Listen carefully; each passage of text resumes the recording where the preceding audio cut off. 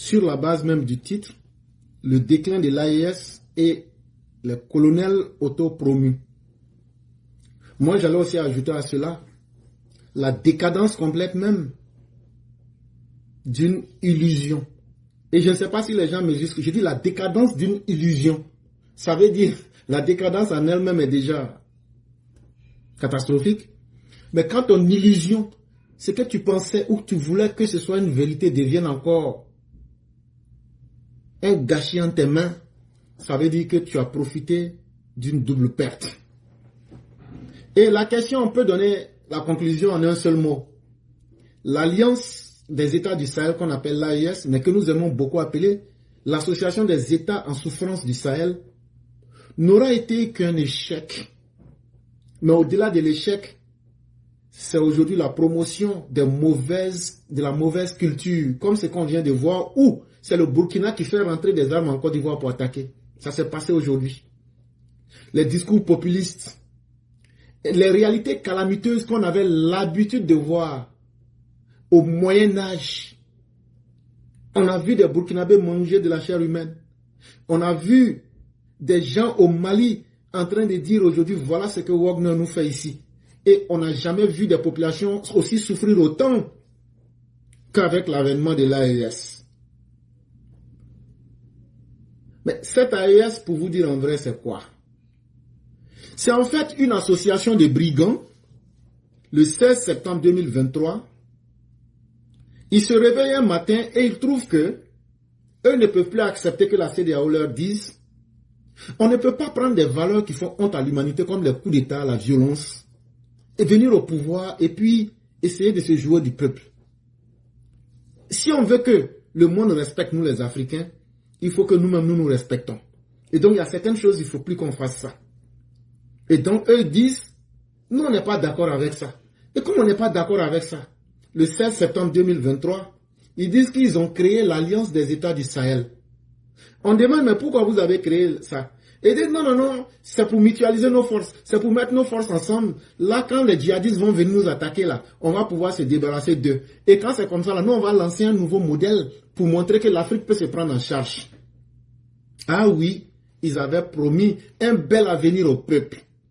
Ils avaient promis qu'ils allaient donner au peuple sa souveraineté. Ils avaient même promis qu'ils donneraient au peuple sa fierté. Ils ont assuré aussi que le niveau de la misère va baisser. Ils ont assuré aussi qu'il n'y aura plus d'ignorance. Ils ont assuré aussi qu'il n'y aura plus de faim dans ces pays-là. Le projet était tellement louable. Les peuples ignorants ont applaudi, ont crié. Certains même sont tombés dans l'extase. Certains même étaient en syncope. On n'avait jamais vu ça. Mais contre toute attente, aujourd'hui, si on fait un bilan global, quand vous faites le bilan, c'est carrément dans un désarroi total. Parce que ceux qui ont été chassés, parce qu'on dit qu'ils ne pouvaient pas combattre le djihadisme, eux-mêmes, ils étaient encore mieux que ceux qui étaient des militaires, qui sont des militaires, qui non seulement ne sont pas capables de faire leur boulot de militaire correctement, mais en plus de cela, on découvre que aujourd'hui avec eux, le peuple aujourd'hui a un niveau où il n'a jamais été exposé au danger. Et là, les populations se rendent compte que de leur naïveté, ces personnes ont abusé d'elles. Et qu'est-ce qu'il faut faire? On a déjà chassé tous les partenaires internationaux. Dans la sous-région, on s'est créé des ennemis volontairement. On a mis le peuple en face de la réalité. Et aujourd'hui, on se retrouve, on a 3 types de pays dans l'AES. On a un État voyou, le Mali, c'est lui qui s'assoit, qui donne les idées aux autres. On a un État moutonnier, parce que le mouton suit le berger. Donc, le mouton burkinabé va suivre le voyou malien. Et on a un État de renard, qui est le Niger, qui essaie de faire le double jeu. Voilà les bénéfices de l'AES. Ça veut dire qu'eux-mêmes n'ont plus confiance en ce qu'ils veulent faire. Ce qu'ils avaient dit, toutes ces promesses-là, aujourd'hui, il suffit de demander simplement au peuple malien, puisque c'est là-bas que naissent leurs conceptions. Il suffit de demander simplement aux Maliens comment vous vous sentez.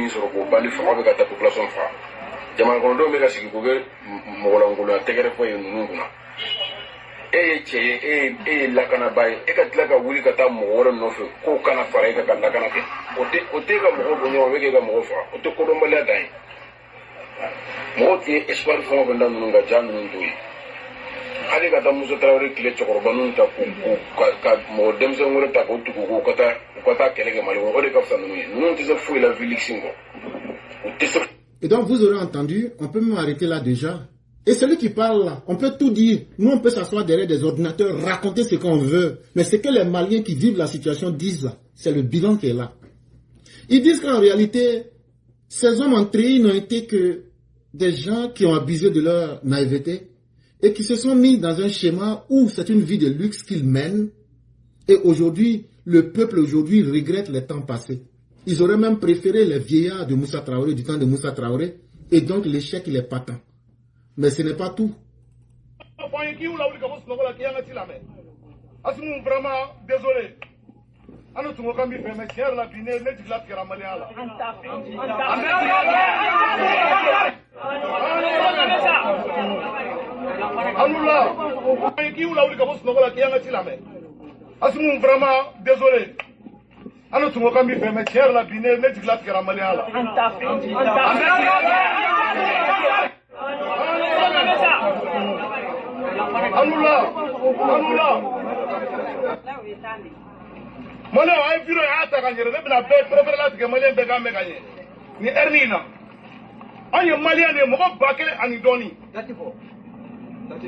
Aujourd'hui, c'est le 14 février 2024. Mali sera sous autorité malienne. Assamine Asmina gouvernement, il sera sous des blagues. On a fait. Ma pour Malion. Ni barakala kelo kele, a bébé kalo fula de baraka kalo kele sera sous. Barakala kelo kele, amo de tigao kuna saba. Pour t'en bénéficier. Barakala kelo kele, pour te diewono, barak sharia la obe misoro. A pet gale non. Mini sharia la bela no gomani yemuye. Kabaraga fini ni sabara ni fugula ni mugoma to sora ama sangara heri mali famate ama fomi wallahi asimu dibira itsaka foye kama fi wallahi parce que era de ka ministre da da foye ki ula uli ka boss no bala ki yanga tilame asimu vraiment désolé ana tumo kambi fe me cher la bine ne tigla tigara mali ala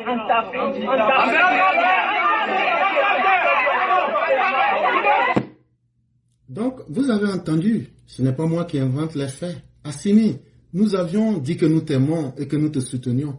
Mais vraiment aujourd'hui, lorsque l'heure de la dure réalité est venue, nous ne voulons plus de toi. Donc quand les Maliens disent ça là, Ceux qui sont de l'AES, que vous aimiez ou que vous n'aimiez pas, là, c'est pas moi, j'ai dit. C'est eux qui sont là-bas à Bamako. C'est eux qui expérimentent la dureté. Mais qu'est-ce qui s'est passé pour que les Maliens en arrivent à ça aujourd'hui? Pour que les Maliens en arrivent, pour qu'ils chassent Ibeka, c'est comme quelqu'un qui a troqué. Quelqu'un qui était dans caca, il dit, bon, moi je ne veux plus être dans caca, mettez-moi dans pipi. Aujourd'hui, tu demandes à chaque Malien, ils vont te dire si on savait. En réalité, ces militaires ont commis, le coup d'État est lui-même un acte de haute trahison. Mais, en plus de cet acte de haute trahison, ces voyous au pouvoir, pour mieux abuser des populations, dès décembre 2021, ils vont inviter les Wagners à venir pour commettre toutes sortes d'atrocités au Mali.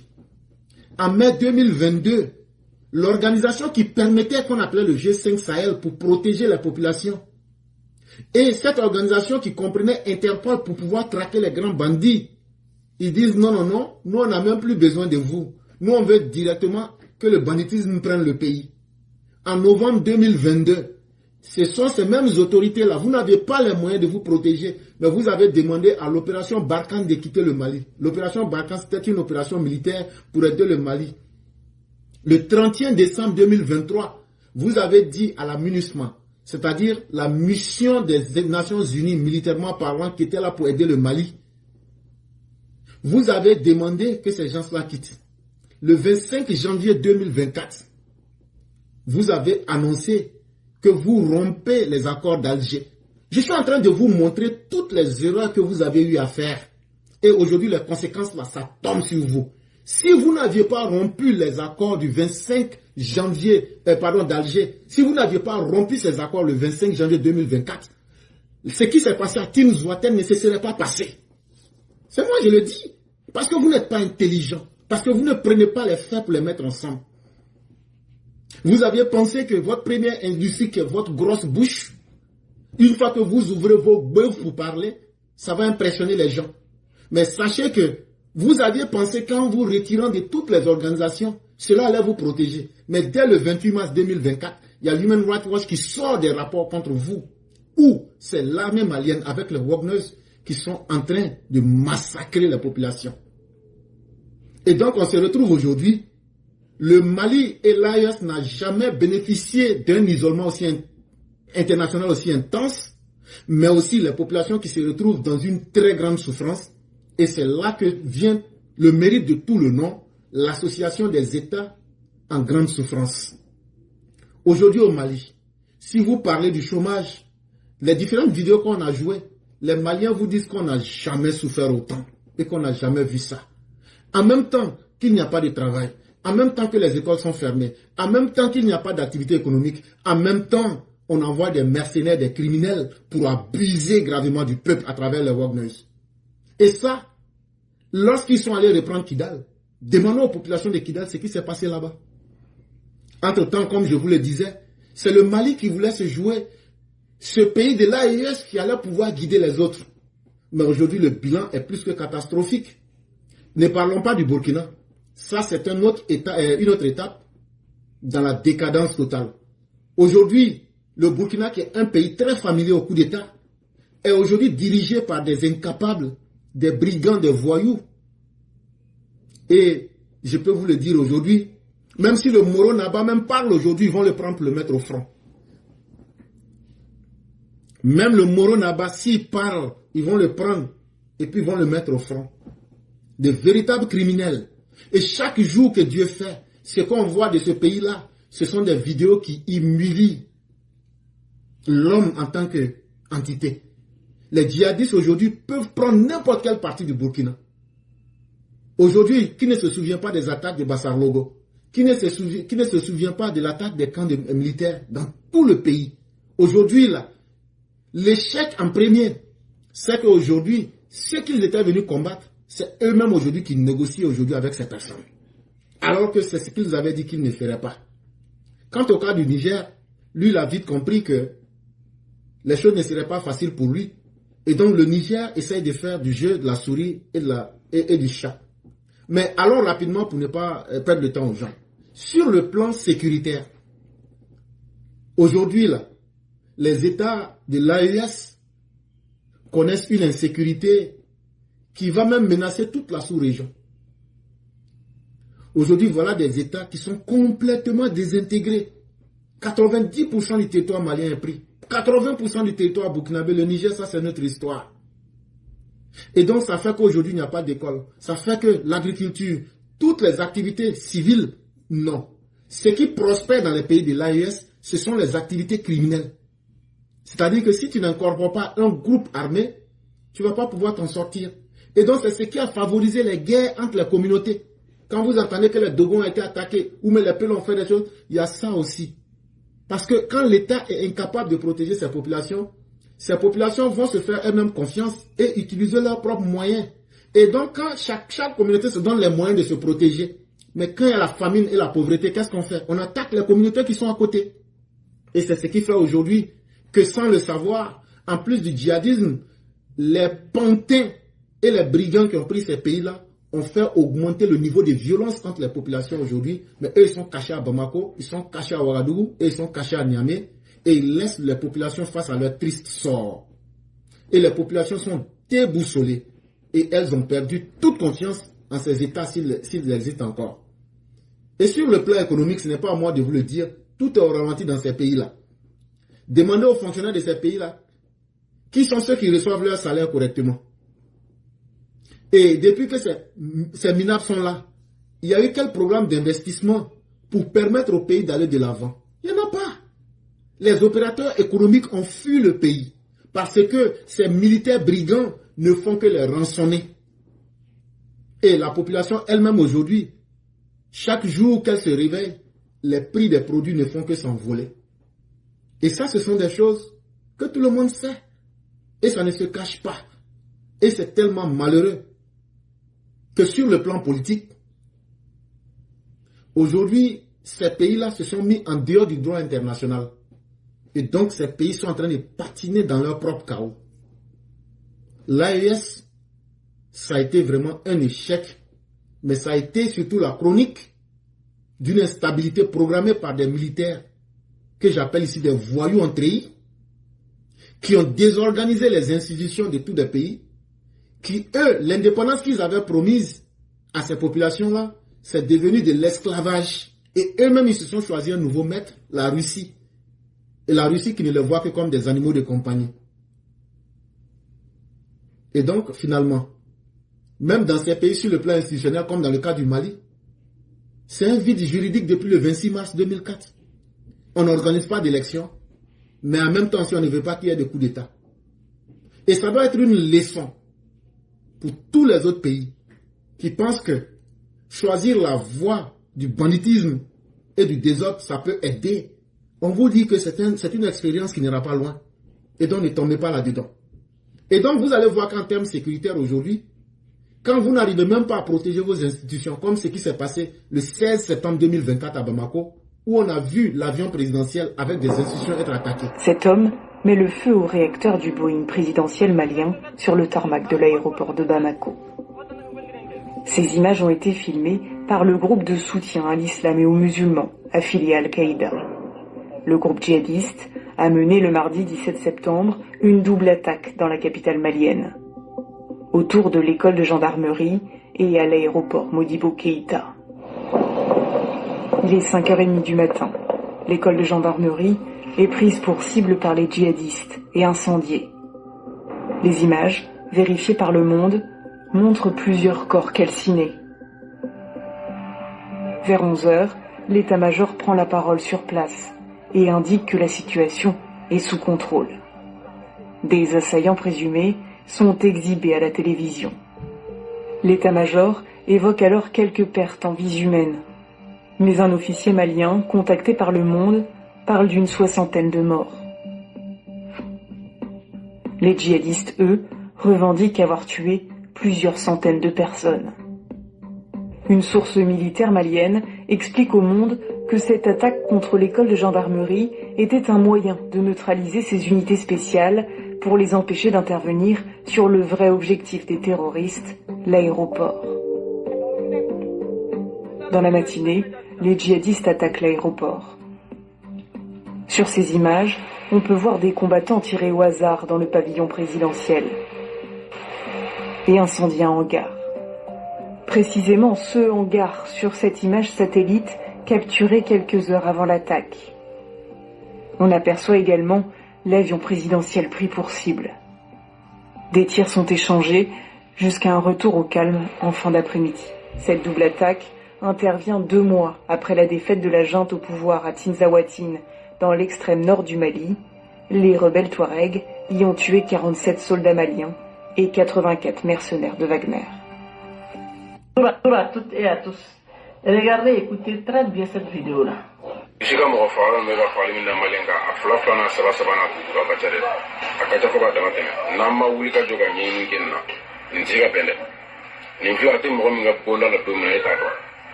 Lakana bay e ka tila ka wuli ka taa mɔgɔ wɛrɛ nɔfɛ k'o kana fara e ka lakana kɛ o tɛ ka mɔgɔ bɔ ɲɔgɔn bɛ kɛ ka mɔgɔ faga o tɛ kodɔnbaliya dan ye mɔgɔw tun ye espoir fɛn o fɛn da ninnu ka ja ninnu to ye hali ka taa Musa Tarawele tigɛ cɛkɔrɔba ninnu ta ka mɔgɔ denmisɛn wɛrɛ ta k'o tugu k'u ka taa kɛlɛ kɛ Mali kɔnɔ o de ka fisa ninnu ye ninnu tɛ se foyi la Vilix kɔ u tɛ se foyi de la jamakɔndenw fagali ni tɔɲɔni tɛ tabu nana ni tɔɲɔni tɛ Mali kɔnɔ Mali ma lafiya.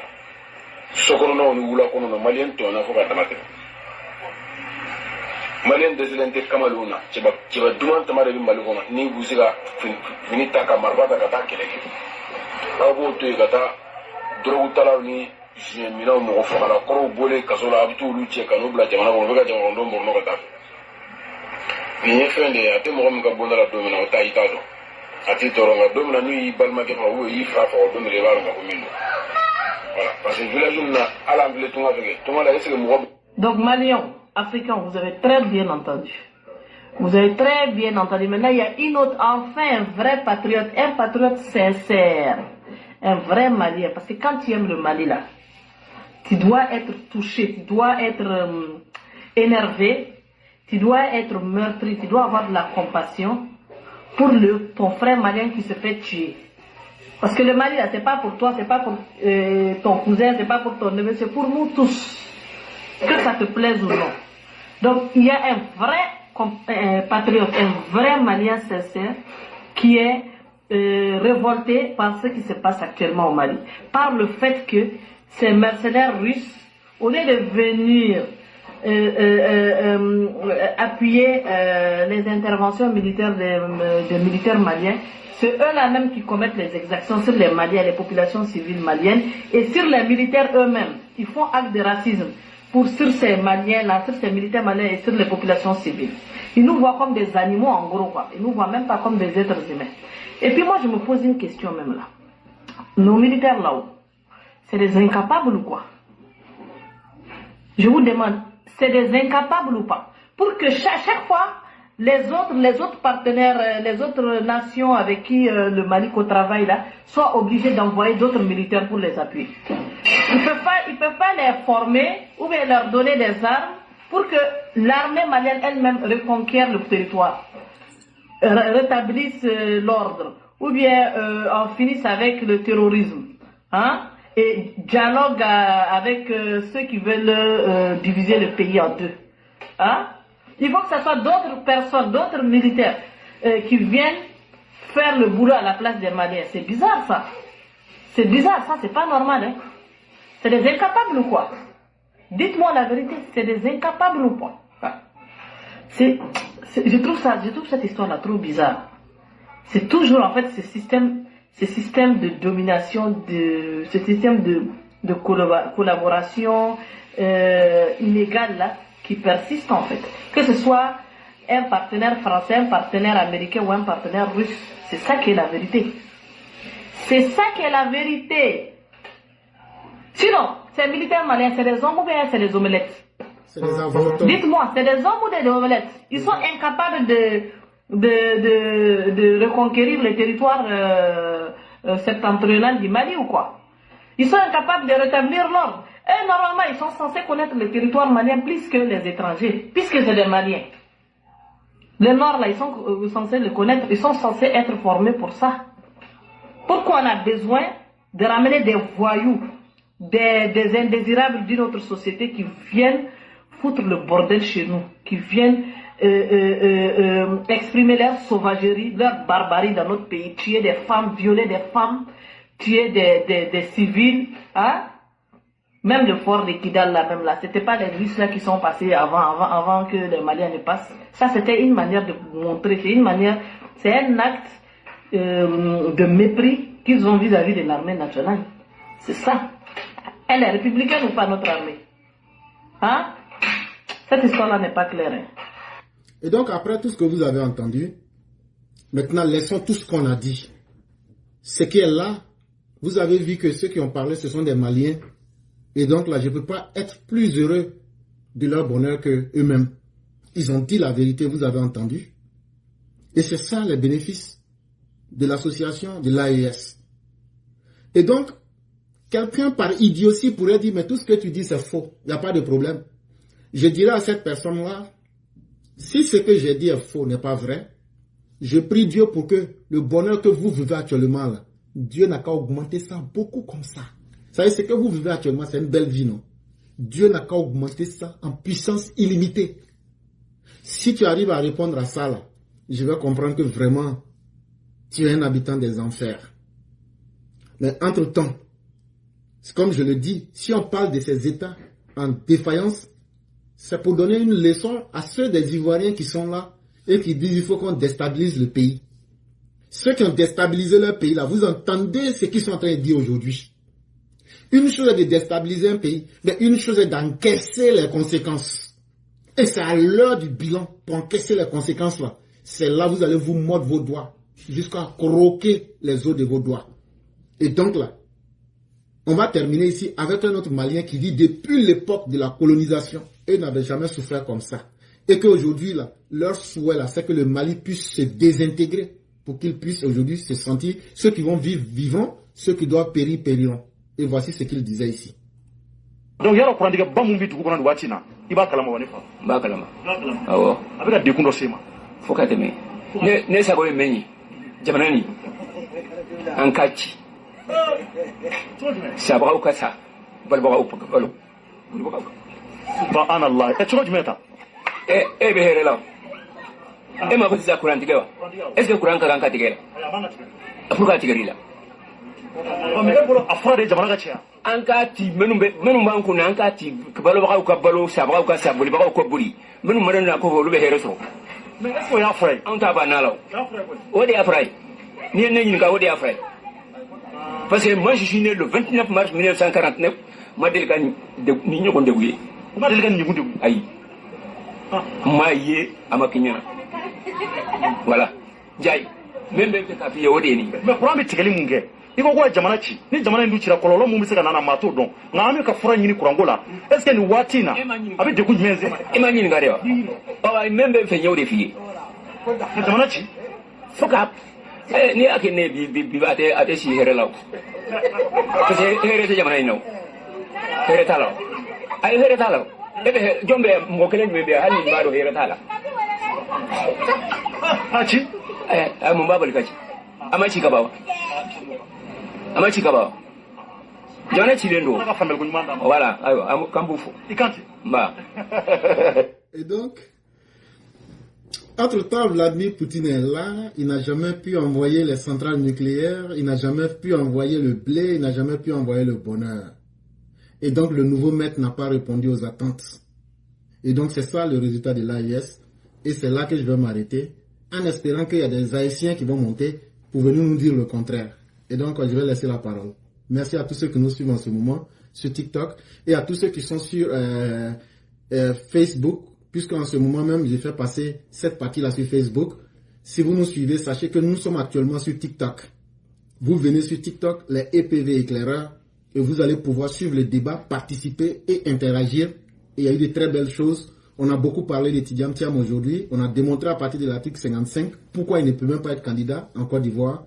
Et le débat continue toujours. Et merci à ceux qui sont sur Facebook. on sera obligé de couper puisque c'est cette séquence-là que je voulais enregistrer, mais le reste continue jusqu'à demain matin. On est sur TikTok. Et donc, merci à chacun et excellente soirée. Et donc, merci à tous.